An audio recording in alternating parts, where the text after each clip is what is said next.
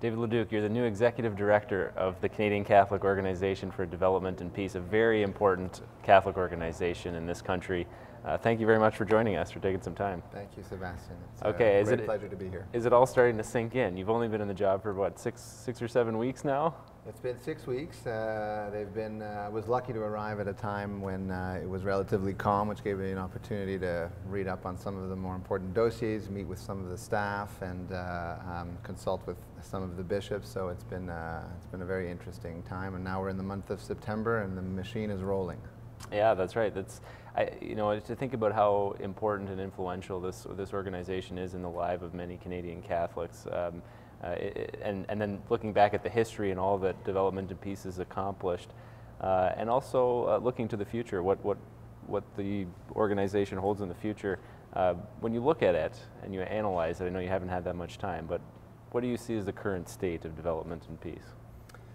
Well, it's an absolutely remarkable organization. I've never really come across anything like it. First of all, I enter into the role with much humility, but also with a lot of enthusiasm. It is an organization that is citizen-driven, run by members, with the support and advice of bishops across the country and all of the dioceses. It is connected to the Caritas network of organizations all around the world, which allows us to respond quickly and effectively to crises and development issues all over the planet.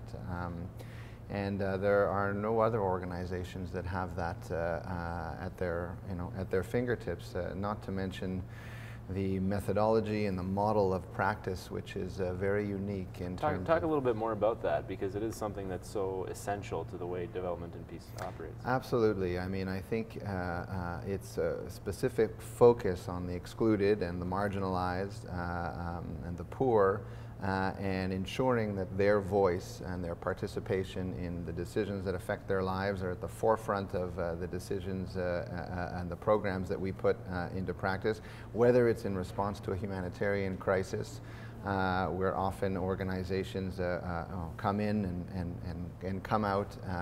We're there to make sure that the voices of those who most need representation are there.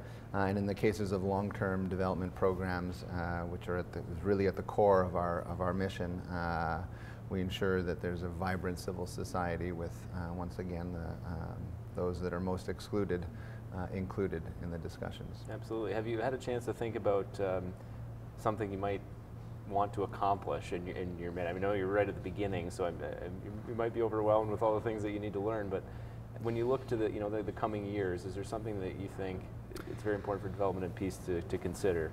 Well, I mean, organizationally speaking, we are a few years away from celebrating 50 years of Canadian Catholic Church's contribution to social justice across the globe, and to in support of our sisters and brothers in the global south, and that's something that should be celebrated wholly, not only by Catholics across the country, but by Canadians. It's a remarkable achievement, and I hope that between now and then we may manage to communicate more effectively the uniqueness of our organization across the country, to the diocese, but also to individual citizens, to express how wonderful and what a gem and jewel this organization is for Canada and for the Church, and that be a springboard for us